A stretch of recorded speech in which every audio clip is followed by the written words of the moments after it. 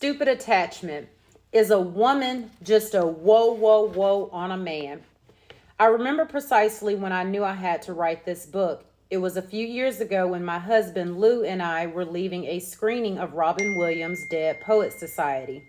The movie, you may recall, concerns the students and faculty of an exclusive boys' school and is set in the 50s.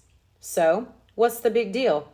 Not exactly the subject to inspire strong emotions in a 90s woman, yet I found myself deeply upset and equally puzzled because my feelings did seem so way out of proportion to the specific dramatic events of the film. As I struggled to understand my overreaction, I found myself focusing on my anger at the mother of the main student in the film, a sensitive sort whose father refuses to allow him to follow his dream of a career in the theater. The boy is to be a doctor, the father froths, and that's that. While the father declaims, the mother just sits in a corner suffering in silence. She watches the complete demoralization of her son, yet does nothing. Before she dutifully follows her husband to his bed, she gently hugs the boy, pats him solemnly on the back, and then walks away sadly. The young man uses his father's gun to himself. I went absolutely crazy with pain. That a mother could stand by and allow the selfish insensitivity of her husband to destroy her own child absolutely horrified me. By the time my husband and I reached the parking lot, I had worked up myself into a rage at the character's weakness, her cowardice, her subservience. In fact, I held her more responsible for the boys than the father. The father was all caught up in his competitive macho behavior of using his son as his ego extension. After all, could being a doctor be considered such a bad thing to wish on someone? But the mother knew her son's heart. She knew he had poetry in his heart, which did not need a stethoscope over it. She just would not stand up to her controlling husband. A middle-aged woman who was parked next to us heard me railing and anguishing over the mother's spineless culpability and took it upon herself to calm me down. Well, she said firmly, that's just how women were in my days. Her tone actually seemed quite sympathetic toward the servile woman of 40 years ago, and that made me even angrier and sadder. Boys yearn for courage and no chapter 11, while girls yearn for curls and no cellulite. As my husband and I drove home, my mood became even more melancholy as I continued to ruminate. I surprised even myself with this next observation. You know, Lou, Dead Poets Society could not have been written about a girls' school, whether it was set in the 50s or now. It is a movie about ideals and aspirations, about personal discovery by courageous actions, not just by attending adult children of some kind of imperfect parent organization.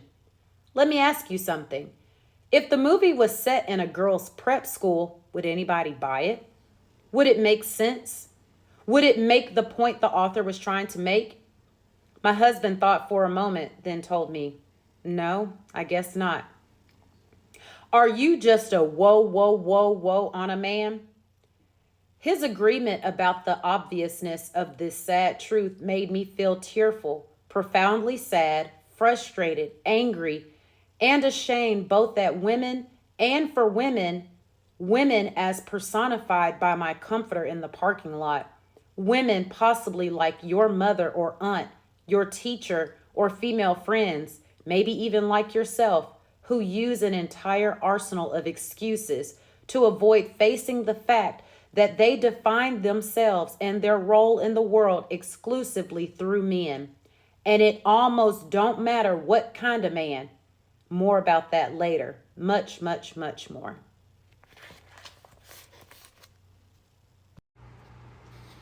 Stupid courtship. I finally found someone I could attach to, and other stupid ideas about dating. Problems that callers present on my radio program can sadden me, frustrate me, even upset me. But after some 15 years of on and off air counseling experience, they rarely surprise me. I was not initially surprised by this particular Saturday night call. Then, he's a complete turkey, but why hasn't he called? Christine came across as a strong, positive, assertive young woman who described her first date from hell as if we were two best girlfriends in a jocular, you won't believe what happened next mood. She told me she'd gone to a party with a female friend, but had begun talking with one particular fellow, who eventually suggested they go somewhere to talk. She agreed, left her friend to find her own way home. This behavior really deserves its own chapter, and accompanied her new companion to an all-night coffee shop. Her description of the rest of the evening played like sound bites from a comedy special about the worst kind of blind or first date. The man smoked without asking her permission or even inquiring whether it bothered her. His smoking did bother her, and she told him so. Without consulting her or checking to see if she was hungry, he proceeded to order only coffee for them both. Not only did he talk about himself the entire time, he also performed a series of tacky magic tricks, which made Christine wish the earth would swallow her up, then discoursed on the profound significance of astrology as a personal life philosophy. He never asked her one interested question about herself. As Christine talked about the evening, she and I continued to joke about her date's narcissism and boorishness. At this point, I assumed she had called to give evidence on how difficult it was to find a good man, or perhaps to discuss how to unload such a rude and self-centered individual without seeming too rude or critical, since women tend to be overly concerned with appearing nice. I was wrong. So wrong. For when I asked her why she had called, her tone dramatically from that of a positive good old girl to deflated, disappointed little girl. I wonder, she confessed, if I shouldn't have mentioned anything about his cigarette smoking. He hasn't called me since that night. He did ask for my number, but he hasn't called. I know where he works. Maybe I should call him. Was she kidding? I don't think so. Dating should be about selecting, not being selected. Like Christine, far too many women behave more like beggars than choosers in the dating game. For them, dating is a process of hoping to be selected rather than an opportunity to select. For example, 24-year-old Annette from LA called to complain about her tendency to choose the wrong type of man, which at present is a younger fellow of 21. Isn't that awful? She asked. And when I inquire what's so awful about it, she replies that it is completely inappropriate. It's not just because of my age, she explains. It's my social situation. I have a 7-year-old son, which makes me seem even older in comparison than I am chronologically. I concede.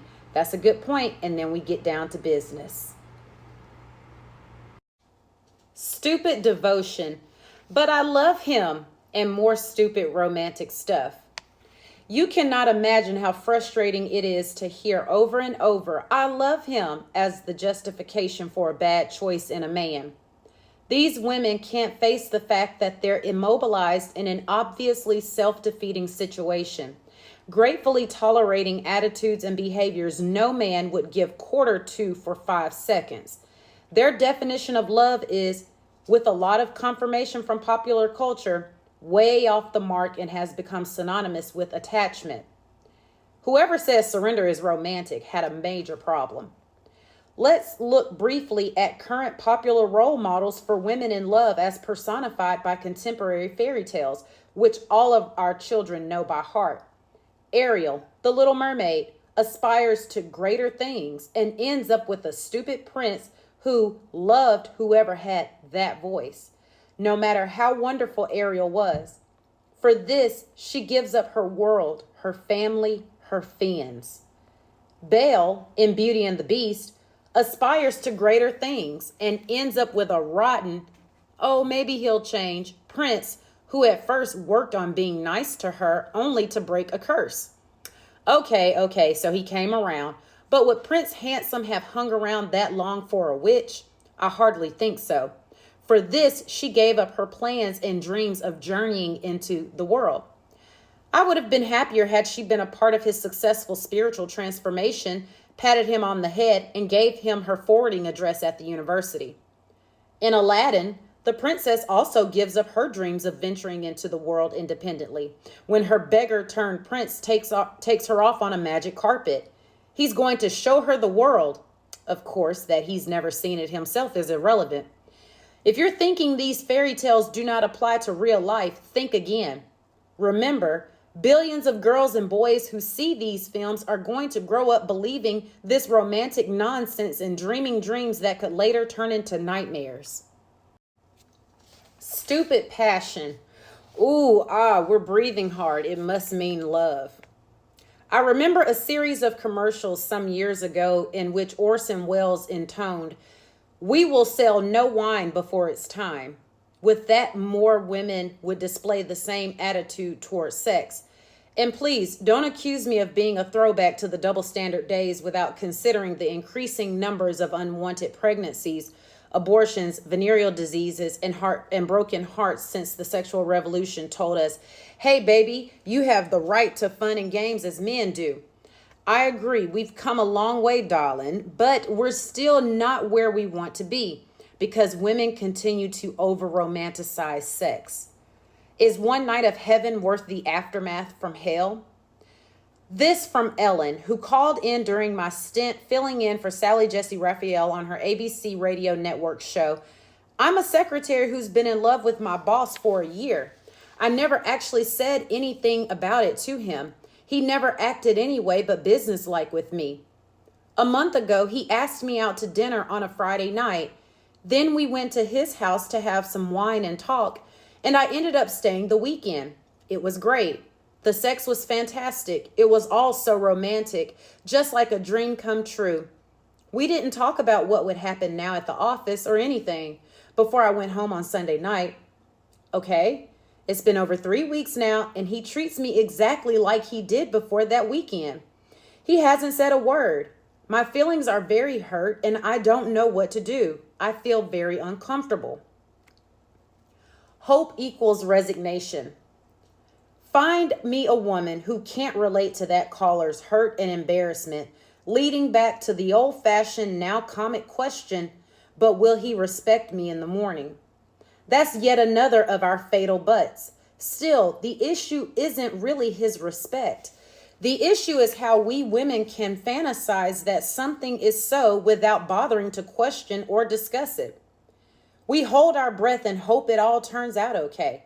Listen, in the words of Nobel Prize winner Albert Camus, hope equals resignation.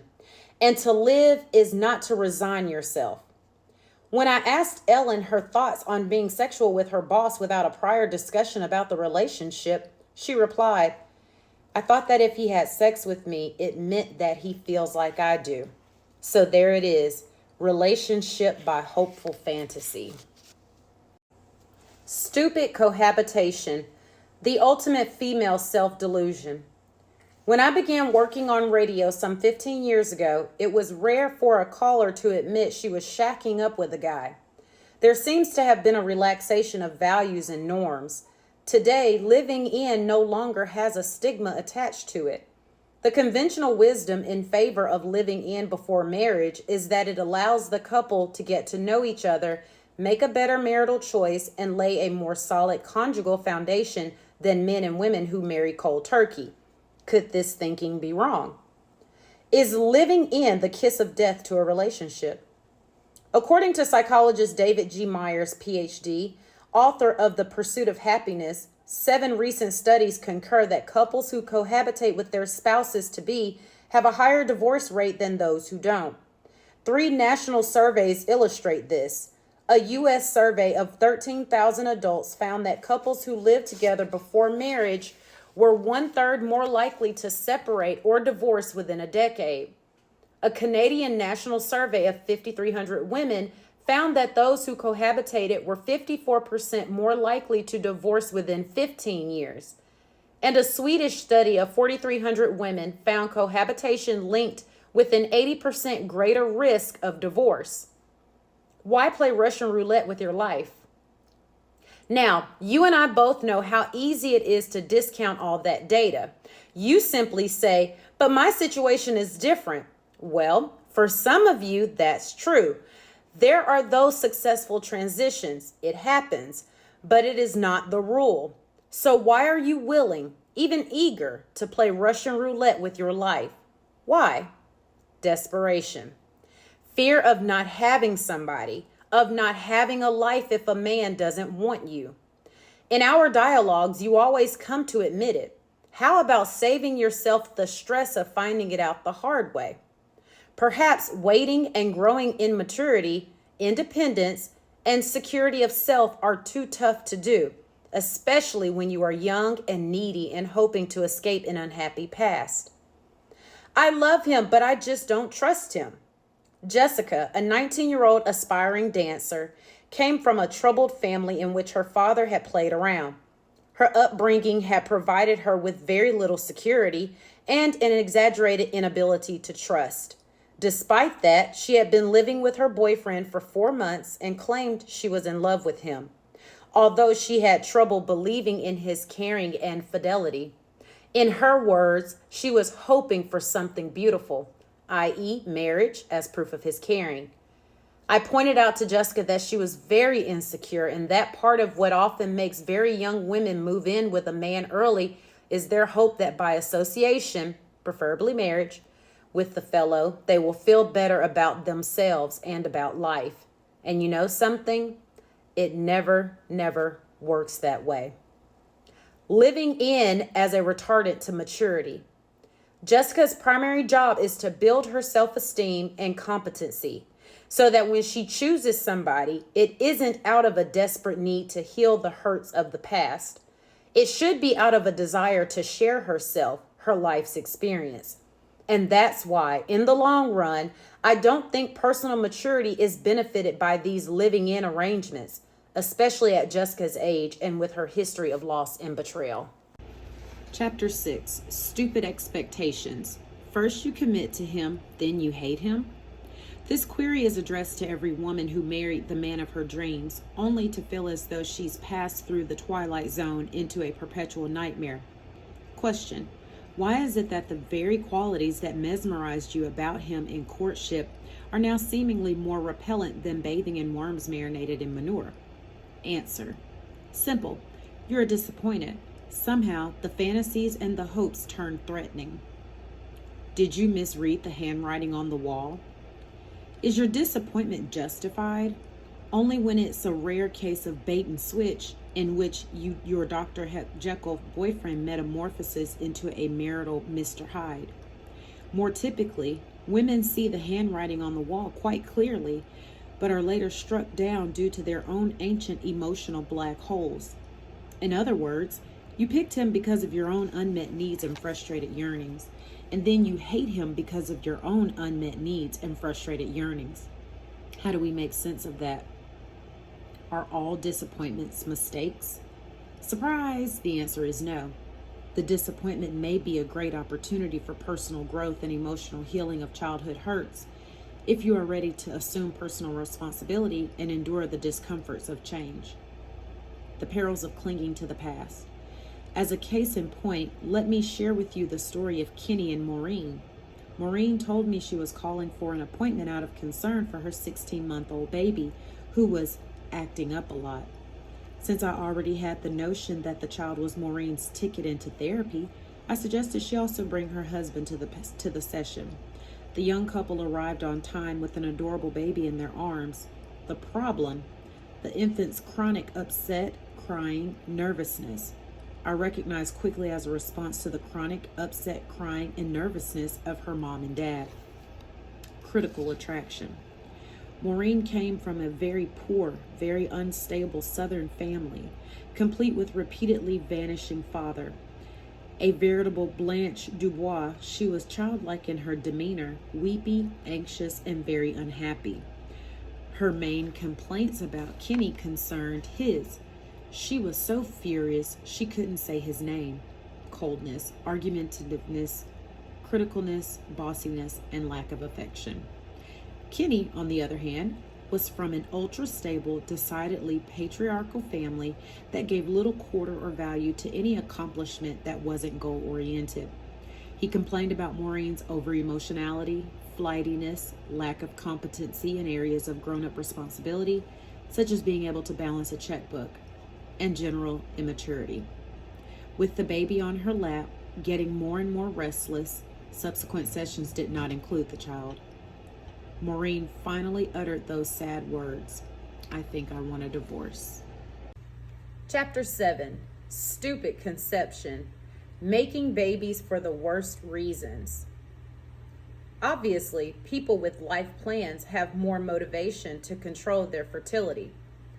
UC Davis sociology researcher Carol Joffe, Los Angeles Times, January 6, 1993.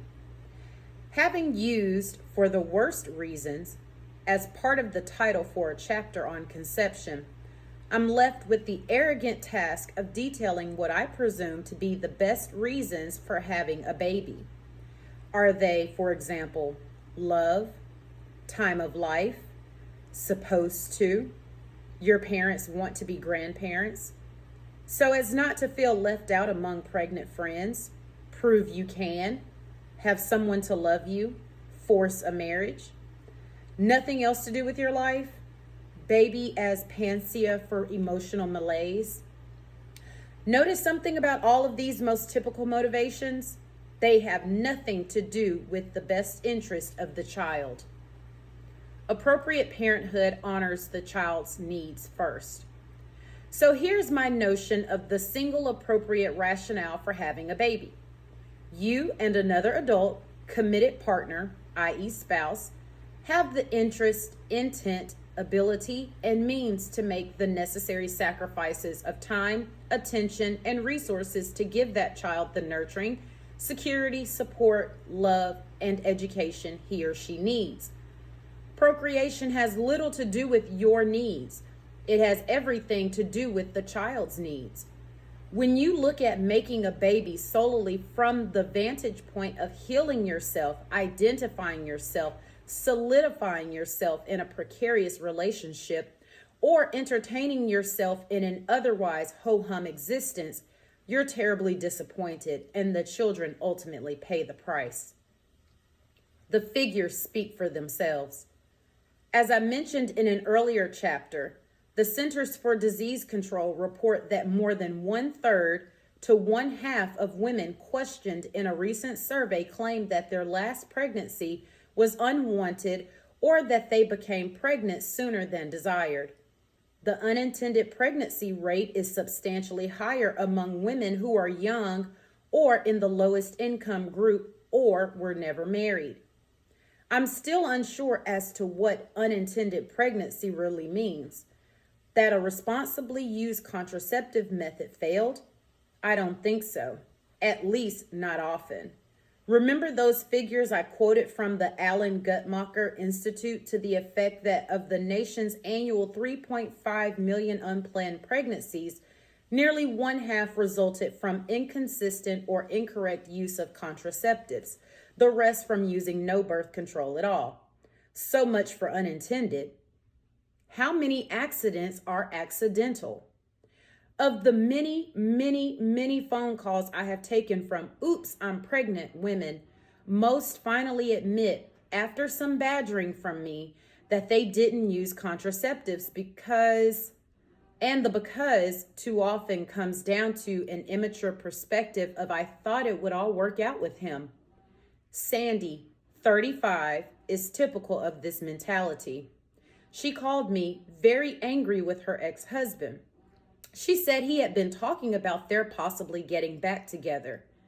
One would hope that would mean counseling or talks about the problems in their marriage and ideas shared about self and mutual growth, etc.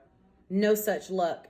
Sandy, despite her initial anger, suddenly began behaving as if everything were just peachy, as though they were back together and committed couple.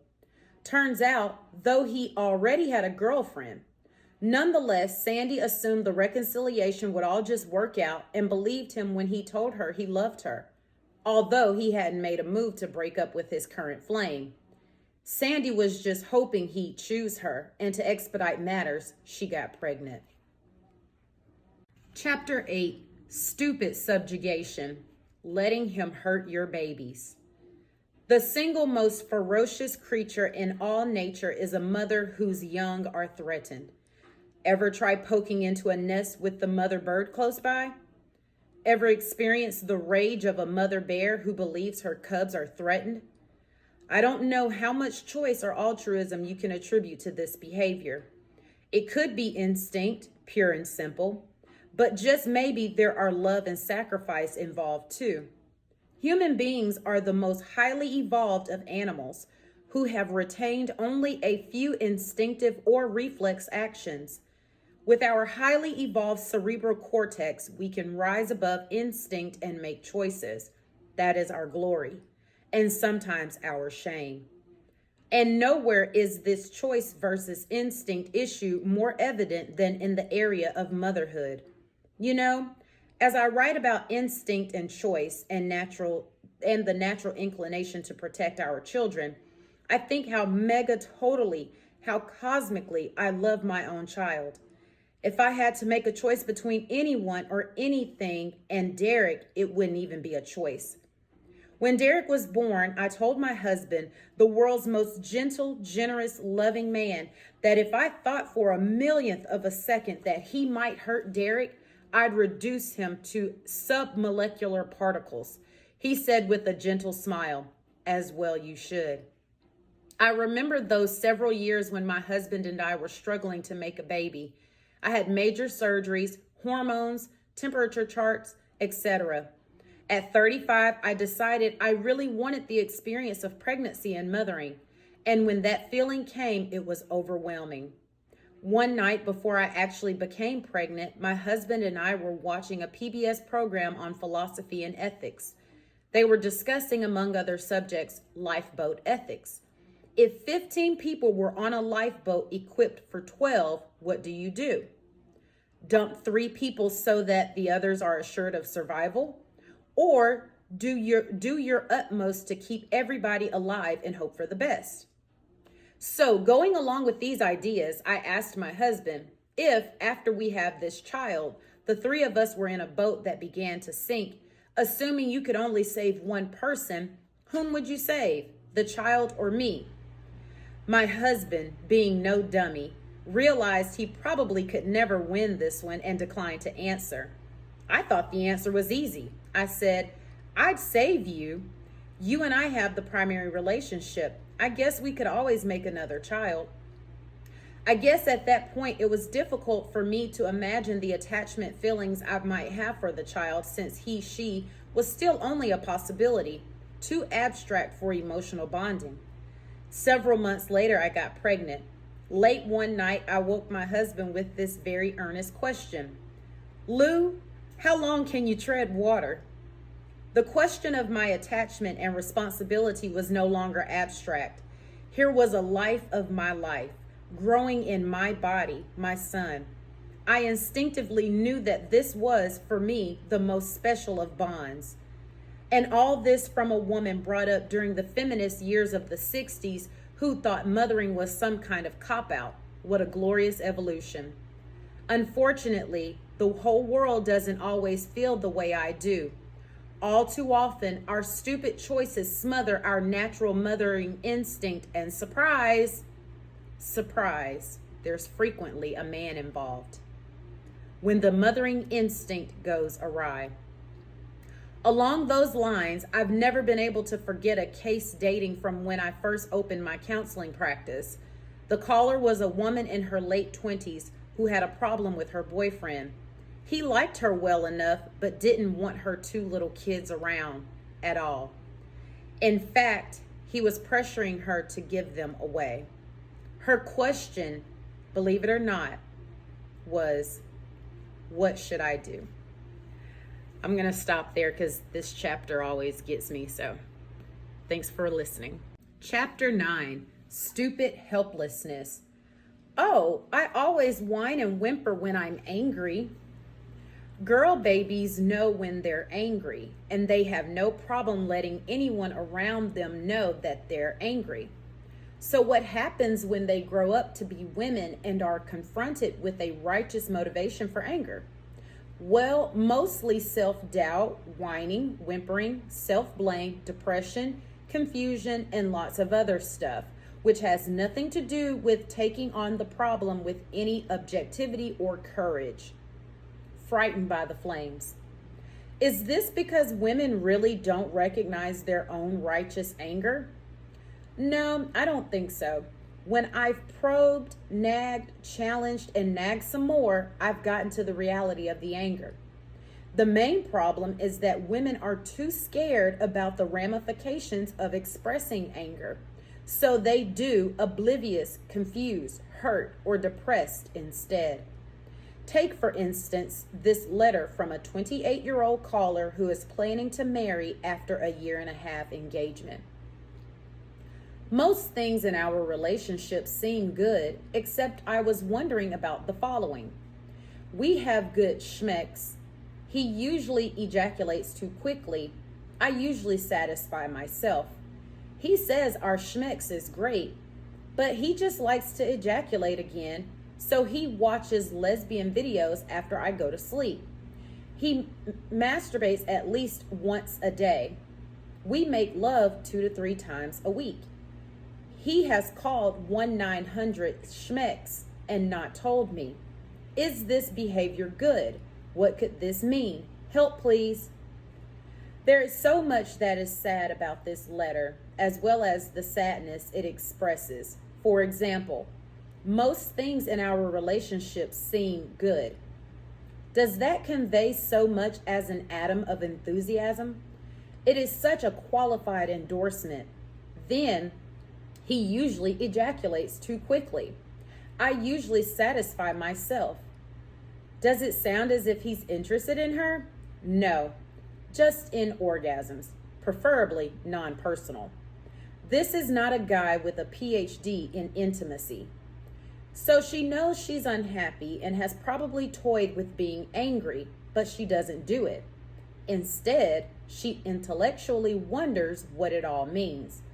That indicates that if anyone, especially her fiance, gives her an apparently reasonable explanation that validates his behavior, she will stuff her feelings of hurt, rage, and dissatisfaction.